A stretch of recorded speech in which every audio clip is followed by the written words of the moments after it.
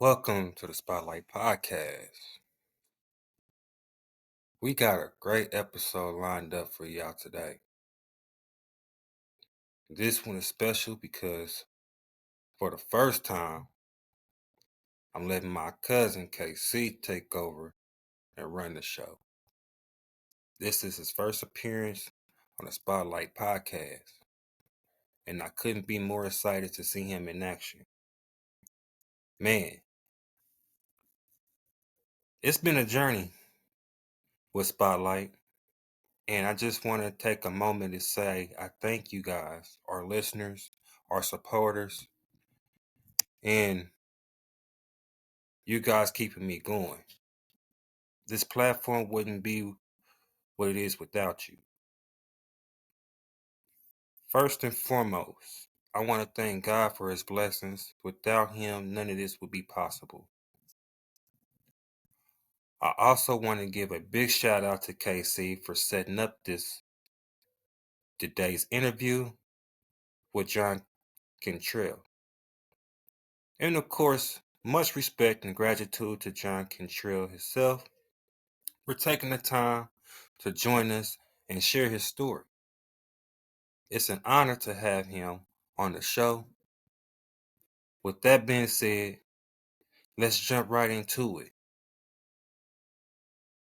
You're tuned in to the Spotlight Podcast. Let's get it.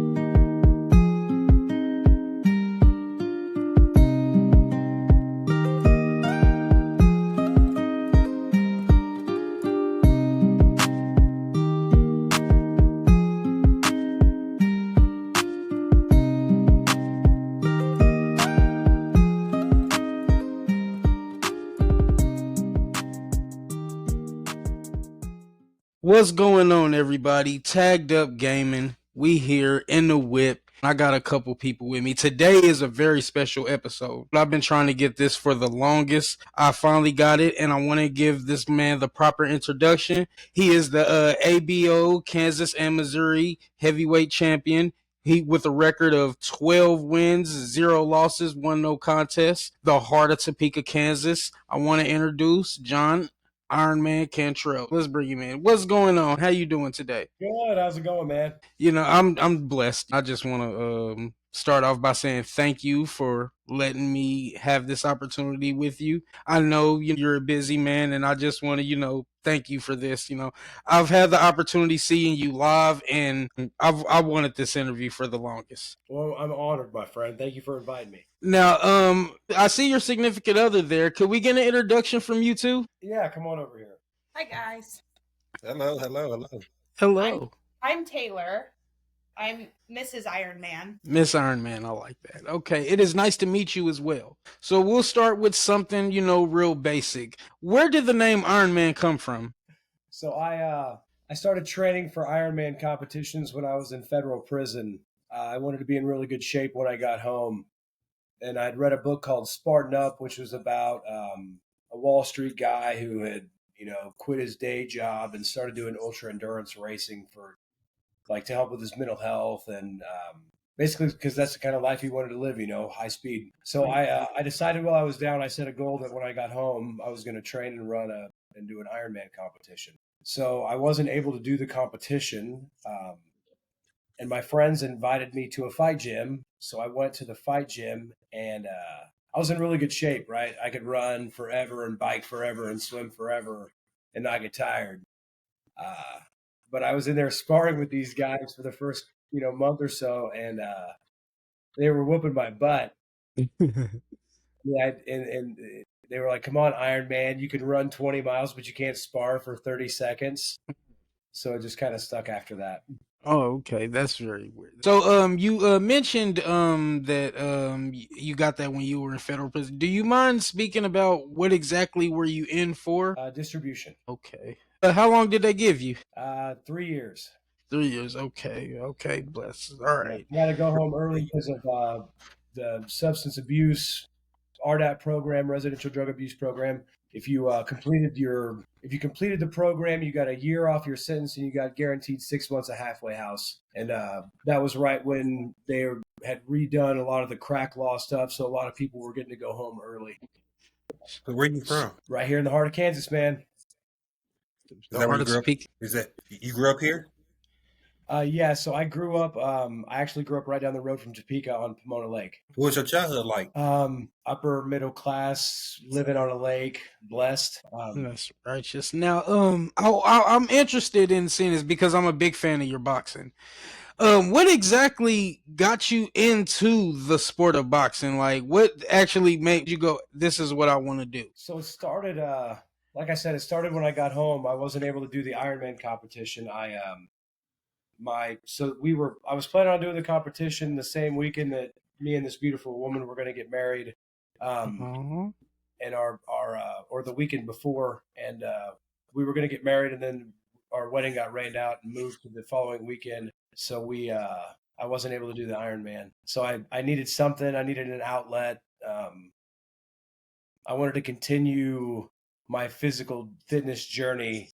And I needed the mental health benefits of the exercise to help keep me sober. So I started training to fight and fell in love with it. That's nice, and you're really good at it. And you're now man. So when I started in mixed martial arts. Oh, I was really bad. Compared to. You're not a wrestler. I'm not a wrestler. No, I went 12-1 in MMA, kickboxing, and amateur. Okay. I was just a brawler, man. I was just, you give me your hardest punch, I'll take it to land my hardest punch because I guarantee, like, you're gonna quit before me. So Damon, so my son, we went through some stuff with my kid when he was born. He had some massive complications. He lost half of his brain at birth, and I had retired from fighting right before that. And I said, I want to do the dad thing. I don't want to do the John thing anymore. Well, this kid comes out and he's got all these problems, and I know he's going to have a tough life. And I'm sitting here thinking to myself, like, how am I going to tell this kid who's facing so much adversity and is already so far behind the eight ball, like, you can do anything you want, and you can succeed at your dreams if you work hard and you're mentally tough and you're disciplined. When I hadn't even tried to really live my dreams out, so I walked into a gym at like 300 pounds because I put on some sympathy weight and some COVID weight. I was pregnant. I was pregnant with our son during COVID. So we sat at home all day and ate Sonic and did nothing. Shouts out to Sonics. Right. Yeah. I should have had a sponsorship with them as much as we ate there. Yeah. Now I'm thinking about it. Maybe. Yeah. For real.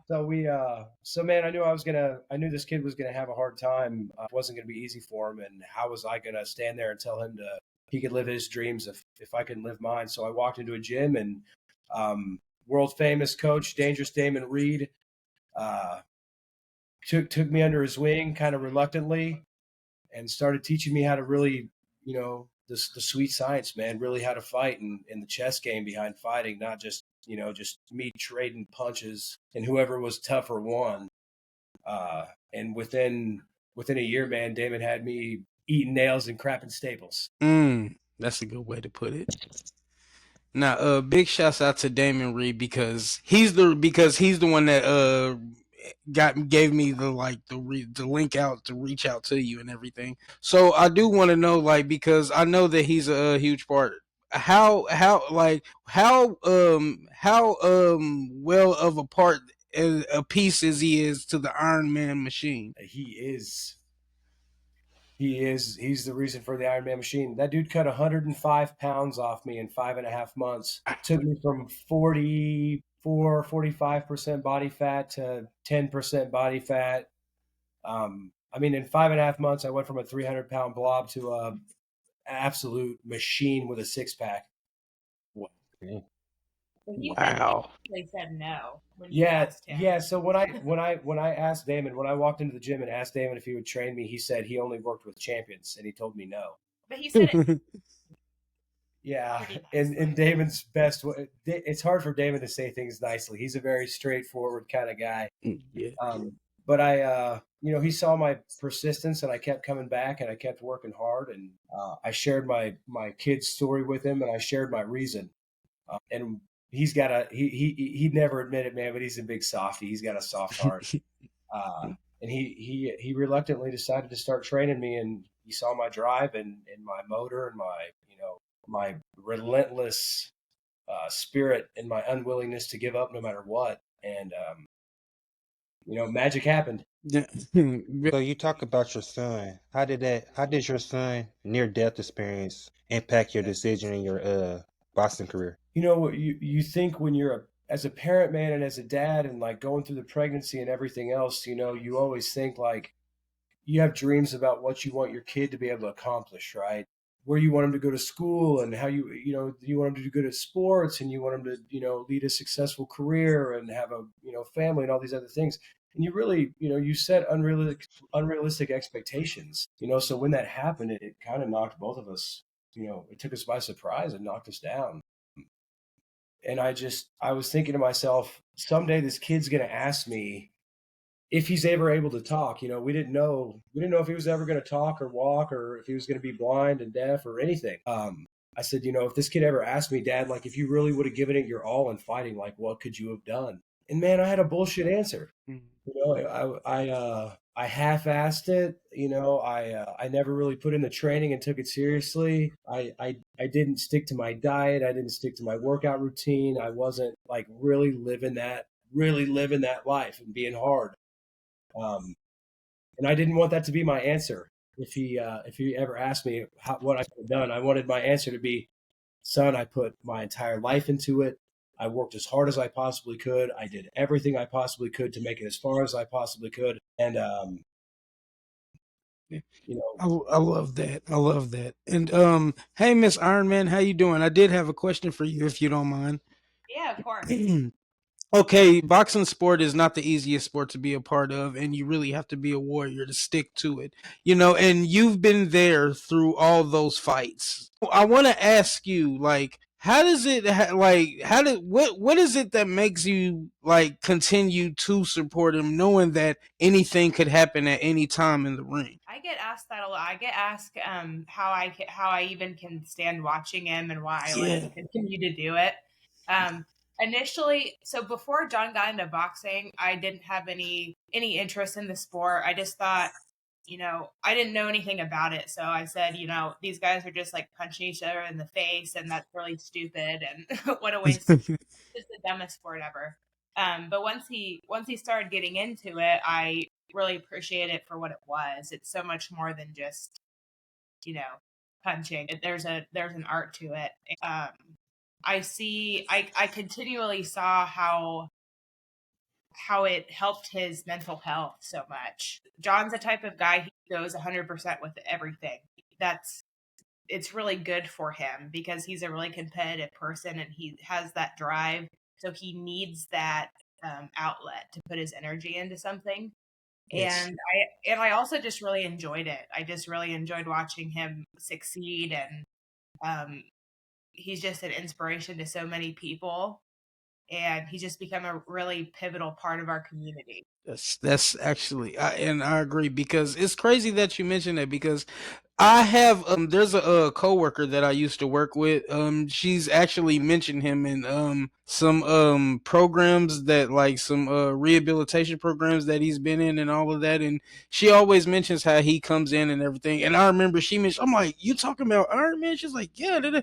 So I was wondering because obviously you do touch a lot of people. I always wondered, and I do want to ask you this, is that what keeps you going, like, to motivate the next person? What makes you want to motivate the next person? I mean, knowing that you've overcome drug addiction and everything, like, what is the message that you're trying to send to the next person that you're talking to? Well, man, I'll tell you what, it's this simple. If I can do it, anybody can do it. We've been through the ringer, with all of it, bumps in the relationship, and substance and addiction, and having a kid with disabilities. The deal is we have found that the storms in life are going to hit everybody, right? Like, it doesn't matter who you are. the storms in life are going to come. And at one point in time in our relationship, things had gotten rocky, and, we were going through a lot. And we decided that moving forward, if we were going to be together, we were going to build our lives on the rock that is Jesus Christ. And as soon as we made that decision, it just kind of made everything come together. And we try to lead with love, and we try to lead our lives in a Christ-like fashion, and we try to remember that everybody was made in the Imago Dei, in the image of God, and that to win and to defeat the enemy, we all have to work together. Well, and God calls us to go back to the trenches. After you get out of it, you're supposed to go back and help the other people who are still in it. Right. That's right. That's right. Can you share some of the work you do with the children's charities and the sports, and why this is important to you? Because I see you everywhere on Facebook. Honestly, I like every post I see. Like, it's really dope.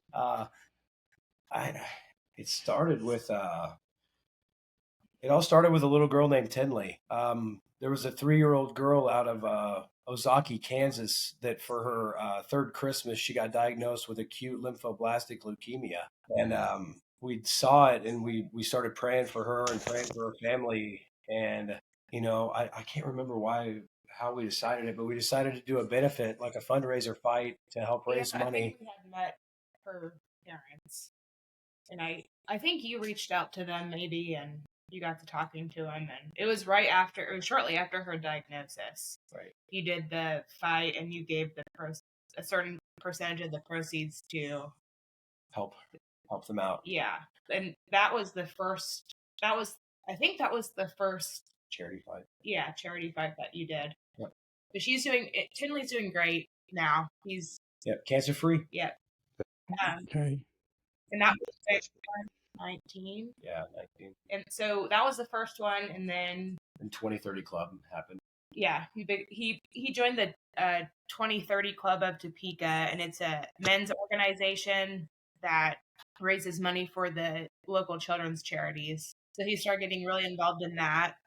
And what are some of the other charities? So there's been at least a half dozen other charity fights.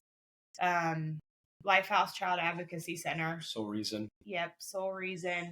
TARC. We did one for TARC. That's the program here in Topeka that helps kids with disabilities. And Cooper was a part of TARC for 3 years. Topeka Youth Project.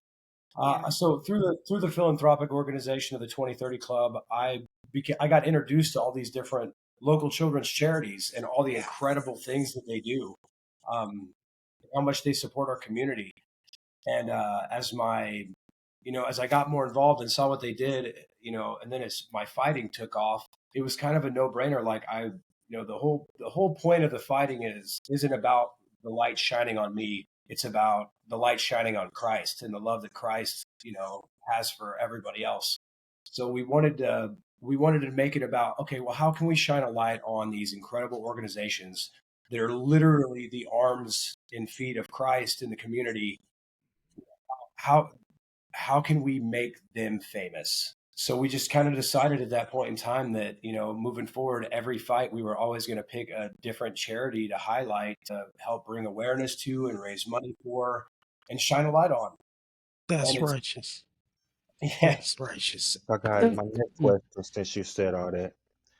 What are some of the key messages you hope to spread through the advocacy, the mental health awareness, substance abuse recovery, and your prison reformation? Man, anything's possible. Anything's possible. I could go on with catchphrases all day, but just make the next right decision.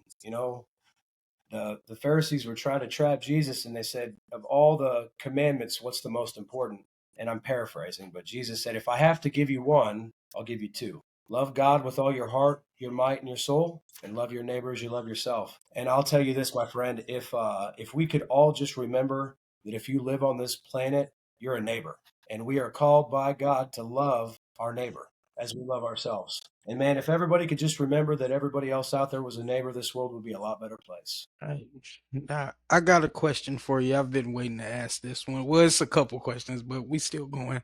You have a record of 12-0 and one draw, right? No draw, just no contest. No contest. That was the one in Topeka, right? Yep. Okay.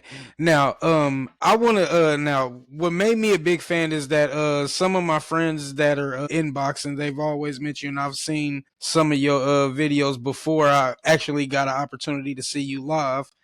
And you had put my sister, I don't know if it was you that put my sister on the card, Brittany Dukes, which happens to be my sister. So it's Like her actual brother. yeah, we're all family. So that's awesome. Coolest. Yeah. I love Brittany. When I seen that y'all were on the same card, I was instantly hooked on you. And I remember seeing the you versus Brandon. What was his last name? Carmack. And it was very hot outside. Now I remember that ended in a draw. Now I do remember because I looked at that as a really tough fight, and there were incidents that happened throughout there. One of them being, I think, in the second round where he got you in a fall, where he got you where he dropped. What were you? Now I want to know, what were you thinking at that time where you was like, okay, he got me? What were you thinking at that time? I was thinking, I can't believe they called that a knockdown when I slipped. No, man, I'll tell you, dude, Brandon is tough and he's high level. And he is not afraid to fight, man. And he comes and he fights with all of his heart and soul and might. Yeah, man, I love Brandon. He's a good dude. Yeah, he's a good dude. I love that fight. And the last round didn't end properly because the ring rope snapped. And so I caught him with a left hook, and we both went into the ropes, and the ring broke. The ring broke, and they called the fight. Yeah, I was like, I got a question about that fight. Are you gonna run that back?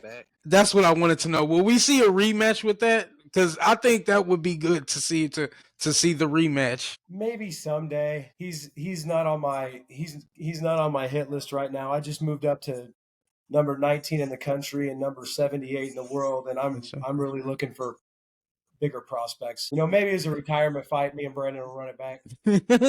Now that you mentioned one fight, then now I've been following you for a while, and there's this one fight in particular that you've been asking for, and his name is Jake Paul. Now I've seen the challenges you said in Arrowhead, and it would be great if he would accept that. Now, like, you still would take that fight right now? Oh yeah, I would fight him for free tomorrow. Like, would you put up the titles? Oh, of course, 110%. Because I think y'all not too far apart from ranking wise. So I just knocked him out of the top. When I moved up to the top, I bumped him out of the top 25. But yeah, he's I think he's currently number 27, and I moved up to 19. Okay, now is it possible that we could see that fight? I thought so. When I started calling him out after after that crap with my hero Mike. Yeah. Dude, we got some serious traction. Like, that post went viral. It got over like 1.2 million views and hits, 500 shares. I really thought that we were going to be able to maybe make something happen. But he's not interested in fighting. And I think it would be good because somebody would be putting their titles on the line. He's never had a title fight, and the only time he's fought a real fighter, a real boxer, he lost. Right. So I would like to fight Tommy Fury too. I think he's a bum too. Yeah, and I remember when you made the post, like, I visualized it. Arrowhead Stadium. Seriously, Arrowhead Stadium. He comes in, you come in, it's packed, and everybody's wanting to see, because I don't think that it's no amount of money for you to take a dive. Oh yeah, no way. And that I'd fight him for free. So who is on your hit list? Oh man, there's a couple of them, dude. Richard Torres is killing the game, man. He's a real life killer, man. Richard Torres is a monster. Jared Anderson, he's number 1 in the U.S. right now. He took a tough loss to Martin McCall, but he's coming back. We've had talks about him maybe in the near future, but I mean, you know who it is, bro. It's Alexander Usyk. That's the guy. Yeah, shut up. Oh my god. Did you see the Beterbiev Bivol fight tonight? Bro, Shouts out to Bivol because I won money on that. Yeah, man. He, dude, those. I mean, that's two of the greatest. That's one of the greatest fights you'll ever see. That's Hearns and Hagler. You know, that's that level of fight. I mean, those guys are incredible. And you know, I think Big Martin Bacall, the boogeyman, got done dirty tonight. Oh yeah, I'm not absolutely. taking anything away from Parker, man. JP's a hell of a fighter. I'd like to fight Joseph Parker. He's on there. Yeah. But yeah, dude, 2 days notice coming into a fight like that. Yeah, it was like wow. I was watching that like, oh my goodness. When I saw the hit in slow motion, I was like, oh wow, I get it now. We had to rewind it several times. It wasn't a good angle, man. It looked like he missed it. Yeah, at first I thought he did, and I was like, what? But then when I seen this, I'm like, oh, okay. Yeah. But Joseph Parker. Yeah. I was thinking about the kid that fought Shaker. Shakur. Yeah. Stevenson. Oh yeah. Like I don't think he was ready to fight Shakur. I don't think he was ready. 2 days notice. Yeah, like that 2 days notice, like that really does take a cause and effect, like of like everybody trains different for other people. Like, and I'm a big fan of Shakur Stevenson, so I was happy that he won. Like finally he won like knockout or something, because his last few fights weren't that, you know. I know I'm not the only one that thought that. I think he's boring. Everybody like I thought I knew I wasn't the only one who's like finally something that we can be like yes to, like. So but those 2 day notice fights, yeah, that really, because I really wanted to see Daniel fight Joseph Parker. Like me too, and that's the fight. We're gonna see that, and then the winner of that'll get you sick. You know, dude, the German dude. Oh yeah, Tybell. Yeah, he's really good. I did not see that coming. Like Bivol, like he's the truth. Yeah, that was a heck of a show, man. What those guys are doing over there with Riyadh season, I mean, that's you know, say what you want, man. They're bringing a lot of really cool fights and a lot of eyes. Yeah, like the Zhang Wang. Who did he fight again? That's the guy I was talking about, the German dude. Yeah, that's what it's. That's what I forgot what his name was. That's why. But when I seen him digging into those body shots, I said, "There's no way that he's gonna. There's no way he can't win. There's no way." Like the way that you seen those body shots, the way that he was like just tenderizing his ribs. I mean, he made a statement right then and there. And so getting into the boxing, when is the next time we will see you fight in Topeka, Kansas? May 24th. May 24th. I'll be there. You know I'll be there. I'll be there. Amen. And then we're talking about we may have a super fight, a real big fight, me and another top heavyweight contender. And I think we're going to do it here in Topeka. That's amazing. That because I noticed like the 2 times out here in Topeka when you have had fights that you bring the whole city out. It was hot as ever that one night, and everybody still stuck around like just to see, like that was amazing. And Topeka really does have a love for you that I've never and I'm from Kansas City, Missouri, and I've yet to see like a fighter get that much love from someone like that Topeka shows to you. Bless, man. Yeah. Like how does it feel to be considered the heart of Topeka? Yeah, man. I like being the pride of Topeka, Kansas. It's the pride, yes. The pride of like when they announce it, I'm like that. Oh my goodness, that like you feel it when everybody's cheering it on, and like this is that, like that is a title that's worth being proud of. Yeah, man. You know, Topeka's got its problems, and just like everywhere else, and you know, people all over talk a bunch of crap on us, and Topeka's given me my shot, man. You know, I came home from the feds in September of 2016 with nothing, and I was a nobody, and Topeka took me in and, you know, gave me my life, my wife and my career and my friends and my family. You know, it's all been here in Topeka, man. That's right. Now your opinion on something before I get into more boxing. Canelo and David Benavidez. Do you think that fight will ever happen? And if so, who do you think will win? I'm not a huge Canelo fan. I don't know if that'll happen. I don't know what. I think Canelo's just kind of shooting for money fights. I don't think he's cleaning house before he exits the building. So, my question, you say you like giving back to the community. So, do you do any training with the kids? Yeah, so I haven't for a while, but I try to make it over to Three Shields Boxing Academy as frequently as I possibly can. It's a completely free boxing program for kids that live in Topeka, and like they provide the gloves and all the gear and everything they need, and they're there every night of the week and Saturdays. And yeah, man, that's my heart. When I'm done with my pro career and I have time to start, coaching again, that's where my heart will be, man. What do you do at the every few months you do that kids clinic? Oh yeah, the Boys and Girls Club. We do a Yeah. Oh yeah, shouts out to the Boys and Girls Club. yep, yep, I great. asked because I'm trying to get my daughters into boxing, and I'm actually trying to get back in shape myself. So why not get in with them?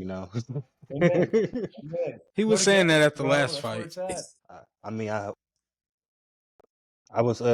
actually does used to do Golden Gloves myself, but I haven't had a actual gym because my uncle stopped training me. My uncle does a lot of training from here to Kansas City as well, from Topeka to Kansas City as well. So Amen. That's awesome, man. Yeah, it's a wonderful thing.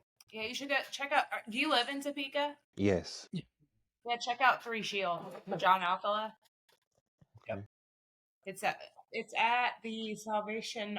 Well, it's right next to the Salvation Army. Yeah, on Southeast 6th Street. Yeah, right there, man, right by the Sally on 6th. It's a fantastic program. John Alcala's world class. And like I said, it's completely free, dude. Like that's one of those things about Topeka that stands out, like having a program like that with coaches like that. It's completely free. You don't see that kind of stuff everywhere, man. Like that's really special. Well, a few of his kids went to the Olympics, did they? Mm-hmm. That's right. So what are the goals you have in the future, both boxing, in your boxing career, and the effort to help the community? Man, I don't know. I want to get through these next couple home fights. The goal is to hopefully be 15-0, God willing, by the end of the year, and then we're probably going to make the jump and start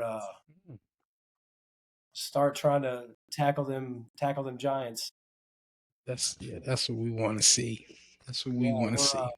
the thing is what people forget is, man, I've only really been doing this since 2021. I'm still super young to boxing and super novice when it comes to all the years and all the I have no amateur career. This is all still fairly new to me. My upside in boxing I haven't even reached 50% yet. Oh wow. So I've still got a lot to learn, and but yeah, I think you're going to see some highlights and some dynamite over the next 5 years. Being a fan, I can't wait to see that because I've seen you up close, present. Like, wow, this guy. You see that, you always imagine like going like, how could they go up against this person or that person? Like, I instantly start thinking because I'm a heavy thing. Like, let's say Deontay Wilder or Anthony Joshua. I wonder what that would look like. I mean, I want to see you beat up Jake Paul really bad. Like, I really want to see that. I think everybody in Topeka wants to see that. I think everyone in the United States probably would like. Yeah, we would sell that fight out. We'd have 80,000 screaming Kansas City fans watching me beat the tar out of that guy. Like that. Do you have like a dream fight that you have in mind? It's funny when we started. It was I told Damon, man, I just want to fight for 10 grand one time in my life, and I want to fight at Madison Square Garden in the Hall of the Greats one time. And we've already had 10 offers to fight there. Just fights I wasn't quite ready for yet, or not good timing. And dude, the offers have been, the offers are really starting to come in. But dude, fighting for a WBC title in Saudi Arabia, fighting for a WBC WBO world title at Madison Square Garden, bro, that'd be pretty special. You mentioned the WBC WBO title. Now, there's a lot of champions that's been under that, and you're still an ABO champion. Am I correct? Yep. And I looked up and I was like, there's a lot of legendary fighters that have held that ABO title. Like, and it's like, how does it feel to be a part of a legendary legacy, just holding that within itself? Yeah. And you just give God the glory, you give your team the credit, and you keep the joy for yourself. That's right. So I like that. I like that.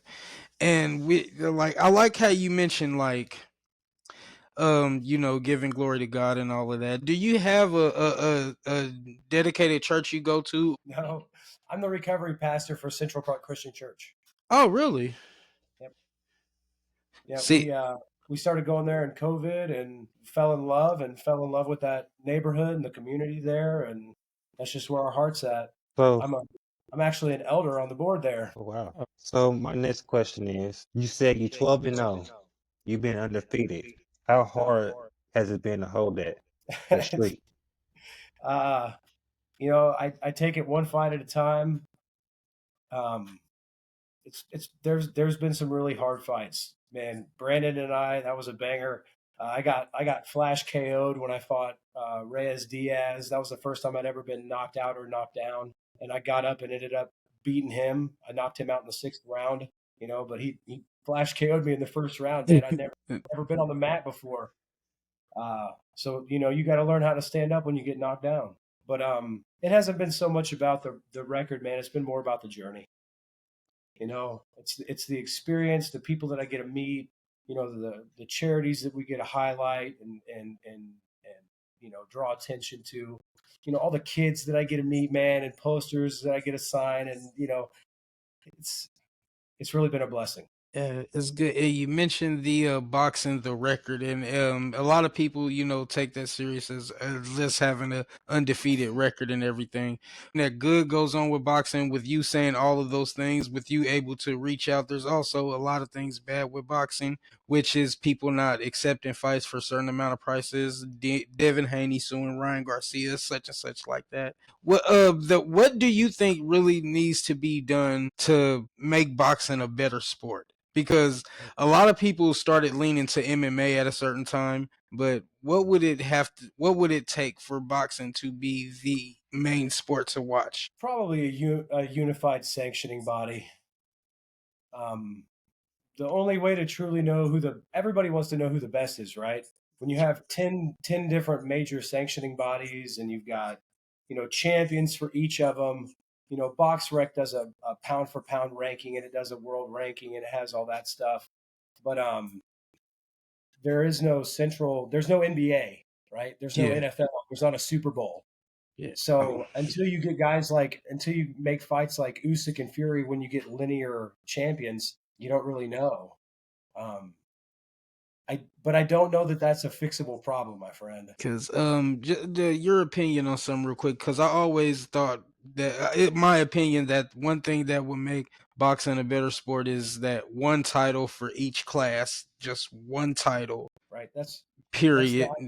yes. And that would make it a lot more simple, other than it just being a WBC heavyweight champion than a WBO. Like just one title for the whole boxing, and that I always thought that would be the best way to determine who is the best. Well, can I get your whether you agree or disagree on that? No, for sure. If the idea is that's kind of what I was saying, that we have so many sanctioning bodies Yeah, like the WBC and the WBO, IBF, the ring, yeah, everything. Uh, if you wanted to unify it and make it one and have one major sanctioning body that was for the entire world, you could do it. But you got to remember, man, it's the green that makes it go. The money is in having multiple sanctioning bodies and having multiple champions, so that you can highlight more people. And So that probably would never happen. we can only dream, I guess. right, We can right. I'll only tell you one dream. thing that would be great though is if they had a weight in between, like 200 Yeah. and 225 pounds or I've 250 always thought that. pounds. Yeah, Oh, because that guy was super heavy today. I'm talking about somebody 300 pounds, like Yeah, 6'6", 300 pounds. Like that's a big old boy, that's really huge. I've always wondered why they don't have a weight class in between those. right? Like a 225. Yeah, like that should be like the max thing. That's okay. I wouldn't want That's to what makes take it it. cool being the heavyweight world champion. And look, dude, we got a 6'2", 230-pound heavyweight world champion. That's So what challenges have you faced as a professional athlete, and how did you manage them and overcome them? Oh, I mean, sick, being hurt, fighting sick, fighting hurt. You just get through it, you know. It's mental toughness, it's resilience. You know, you realize that your mind is going to tell you to quit far before your body actually has to quit.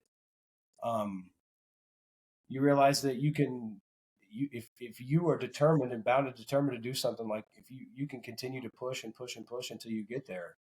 Um, we really can achieve whatever we want if we're willing to have mental toughness and grit and do the hard things. But what you realize is that things don't happen in big jumps, right? Very rarely do you get to make huge jumps. It's about consistency and doing the right things on the small level, on the micro level every day, you know, getting up and running, eating the right food, you know, going to sleep at night, not doing stupid things, making yourself miserable, the ice baths and the runs and all that stuff. Eating the same meal 3 meals a day every day for 30 days in a row, 40 days in a row. It's all about that, man. It's the accumulation of making the right decision over and over and over again, doing the hard things. What are some of the most memorable moments in your boxing career so far? I can remember when I beat Mario Munoz for the Kansas Heavyweight Championship, dude. That was pretty special. I was heavy underdog, and Mario had never been stopped before, and it was his 20th pro fight, and it was my third pro fight. And everybody had picked him to win, and he'd never been stopped, and I knocked him out. That was pretty special. When I beat Brandon Carmack on Showtime for the Missouri heavyweight title, bro, that was huge. Winning a fight on Showtime, bro, like that's crazy. I never thought something like that would happen. Getting fight on that kind of stage at that level and coming home with a win, right? The ABO title and defending it, getting knocked down and flash KO'd and getting back up and winning the fight. It's in moments like that that you really learn who you are. The kind of Is person it? that gets knocked down and stays down, or are you the kind of person that gets knocked down and gets back up and says, "Let's go"? Has it ever been that one fight that you had where you was like, oh man, this is gonna be a long night? Oh, dude, you were there. It was me and Brandon. Oh, Oh, oh man, that was it. It was hot that day. It was really hot that day. dude, that was just brutal. I mean, and we were just beating the hell out of each other. I still, we're gonna give up. No, I still watch that fight still like on my phone because I recorded it on my phone. I still watch that fight like wow, like we beat the hell out of each other. That was brutal, man. That was a hell of a fight. oh man. What made you start boxing? Was it jail? Like, did you have to fight a lot in jail, and this made you come home and start fighting? No, like I said, man, I started training for the Ironman, and then when I wasn't able to do it, I needed something different. I got invited to a fight gym. I found out that I was one of those people who enjoyed getting hit, and just kind of stuck with it.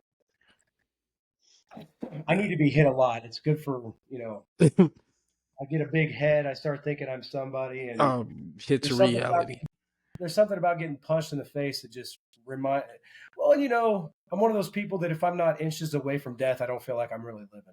And something like fighting to make you feel like you're right there. Evil Knievel. That's it, man. Now, Miss Ironman, now there's a lot of fights those 12 fights that he's taken. Has there ever been a fight where you were worried most? Or was it just that Brandon one? It was the Carriage Club fight against, what's his name? Reyes Diaz. Yeah, when he got flash KO'd the first round. Mm-hmm. Yeah, I thought I was gonna have a heart attack. I was like, did that just happen? And I was like, we're so screwed. Because I tell this to everyone too. I will, eventually he's gonna have to lose. And I'm gonna take it worse than him and anybody else in the whole entire world. I promise you. Yeah, I thought we were in big trouble on that one. That was the hardest one for sure. But if whenever you do lose, I'll be inconsolable for weeks. Reyes and I are in the first round, and I kind of slept on this dude, man. And I was dropping my hand, and he caught me with a hard left hook, and it just like my lights immediately went out. You see the spark, and then everything's just gone. And dude, I almost went out of the ring. Oh wow. Yeah, I almost skipped out of the ring, and I got up. Well, I come to it. I'm looking around. I'm like, man, where am I?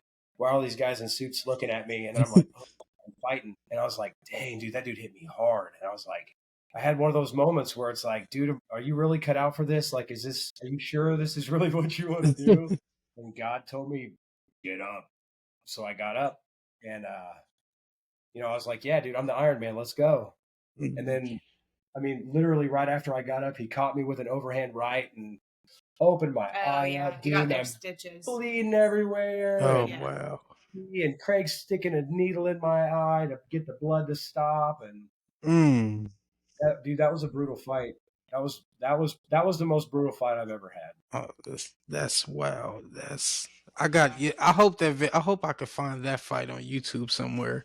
It's on there. It is, and that was the Carriage Club. He's done the Carriage Club fight 3 years, 3 or 4 times, and that's the private event for the country club, and me and the coaches were the only ones that were there. So I'm really thankful that the friends and family weren't there to see that one because it was rough. Oh wow. You just hear the Rocky music playing when he got back up. Yeah. That's it. I love that. I love that in a fighter. How has your faith and community support you through your journey? Oh, dude, 110%. The reason I am who I am, the reason my record is what it is, the reason I have 12 wins instead of 12 losses is because I've got Topeka keeping me lifted up on its shoulders, man. And I've got God in the ring with me, and my church is with me and my friends and my family, dude. And like my community just shows up and I feed off that energy. I don't know what I'm going to do when I fight out of town. I don't have, 26,000 people cheering me on. What advice would you give to someone struggling with addiction and facing difficult circumstances? It's funny you should say that because I just got a call. I just got a call. One of my friends had her her grandson. He's in rehab right now in Colorado, and he's going through it, and he's having a hard time. And the call of the game is calling him back. And he's seeing the money and his friends posting stuff on IG with big stacks, and he's struggling. He's like, man, why stay here and go through this? Like my life's already over, and this and that. Why not just go back and do this? That life is miserable. And no matter how shiny it can look in movies or how appealing it can sound on the radio, it is empty and there's nothing to be gained there. And when it comes down to it, it's every man for themselves. Like that is literally a Shark Tank. You can't control everything in life. The storms of life are going to blow. If you give control of your life over to the care of God and let Him direct your path, He will not lead you in the wrong direction. Got you. How do you envision your future of boxing, and what role do you see yourself playing in it? Big green WBC belt. Mm-hmm. On the Ring magazine, flexing. I don't know something. I don't know. I'm not sure. Like I said, man, I don't try to get too far ahead of myself. This is about the journey. It's not about the destination. That's right. That's right. Okay. What are some of the biggest misconceptions people have about your professional athletes, and how do you address them? Oh man, especially as a fighter, man, people will think that like fighters are tough guys or they're mean or they fight because they're angry or that the fighters are mad at each other when they're in the ring. Like generally speaking, everybody that I've ever fought, like I'm friends with, outside the ring. It's purely about competition or the fact that they think like that we're trying to hurt our opponent. Like, dude, I pray that my opponent doesn't get hurt with my opponent before every fight. I want to. The goal isn't to hurt your opponent. The goal is to put on a good show, right? And to do well, like to perform your art well. A large majority of fighters don't act like the Conor McGregors and the Floyd Mayweather. Most of the guys like go in there and like they respect their opponent and they carry themselves with respect and dignity, unlike some fighters. But the ones that get all the attention are few and far between. Yeah, unfortunately, good sportsmanship and It doesn't sell. It doesn't sell. It's funny that you mentioned Conor McGregor's and Floyd's and all that because not every boxer is like that. So I do want to know, what is it like on the road, like as a boxer, traveling and dealing with the certain things that boxers deal with that maybe certain other boxers don't have to deal with when they're coming up. I'll tell you what, man, I have had really good experiences. I have found that no matter where I go, whether I'm in Colorado or Missouri or anywhere, dude, I can walk if I can find the boxing gym. I have friends wherever I'm at. The coaches are always great and they're always willing to help and work with you. The other fighters and people are always kind. And I can remember my first like big show fight, fighting on Triller Fight Club.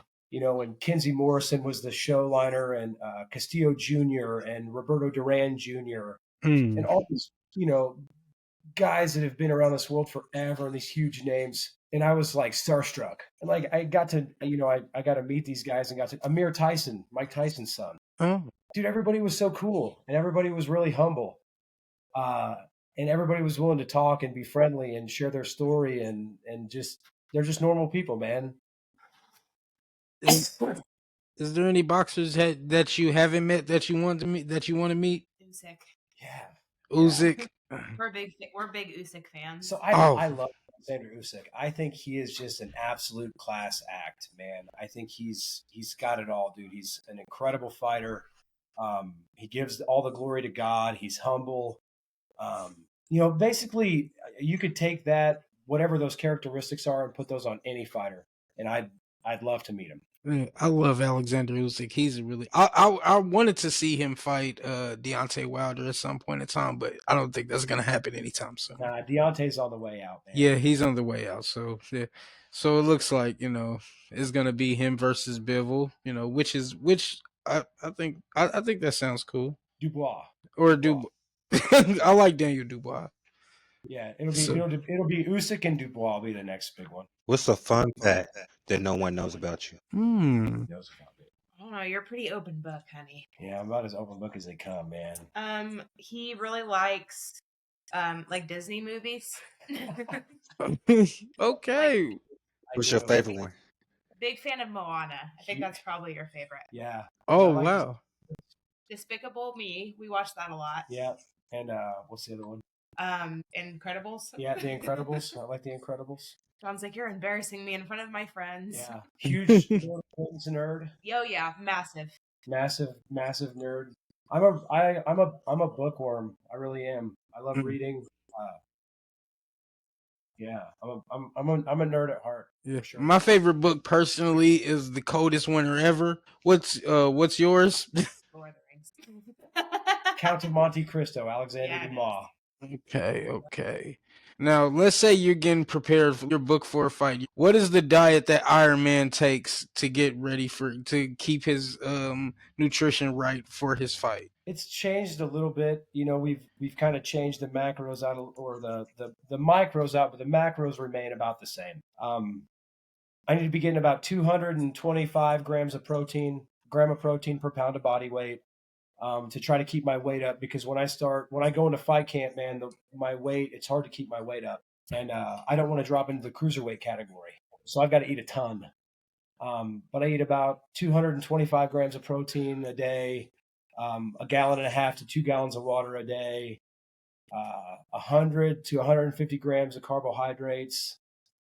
Right now, it's been chicken, rice, eggs, and vegetables for every meal. Have you ever been like, oh man, I can't do this? No, have you ever been going through training camp like, oh man, I am hurting right now? What keeps you waking up the next day for when it's training time? Man, it's just, that's part of having a community that's behind you, and having a family that's behind you and supports you. If Taylor wasn't in my corner and she wasn't 100% on board with, if she wasn't 100% on board with what I'm doing and didn't have I didn't have complete support from her, like, this would be impossible. So having that kind of support, having people to continue to cheer you on and push you, to new heights and to greatness, like that makes all the difference in the world, because it gives meaning and purpose to it.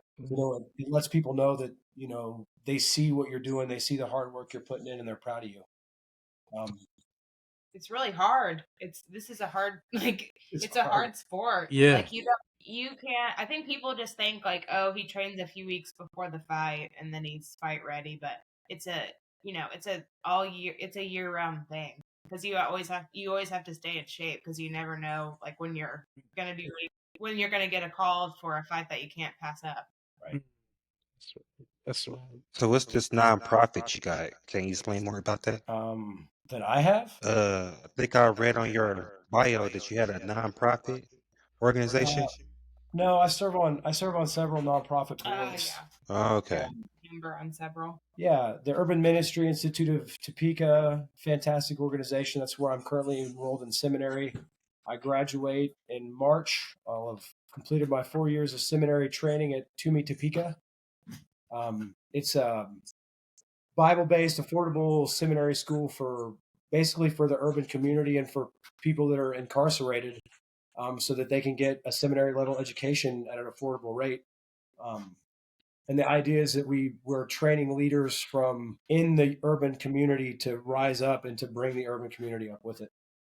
And then there's Soul Reason. I'm a board member for Soul Reason. They do sneakers and smiles, sneakers on their feet and smiles on their faces.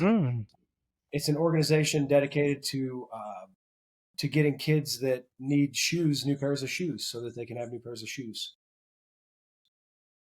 What else? Talk about Compassion Strategies and Topeka Rescue Mission. I'm a huge advocate for man. Basically, Christ tells us that what you did for the least of my people is what you did for me. So anytime that I have the ability to be a voice and to fight for people that may not have the ability to fight for themselves, I look at that as an opportunity to do God's work and to share His love.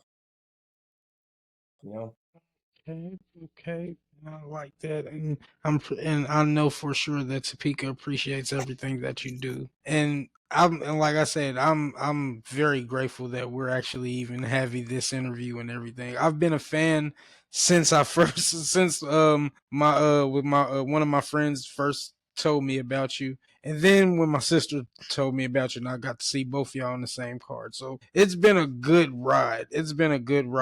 And let's say that let's say that you get it to that point where you're 15-0, because I remember you were saying that earlier.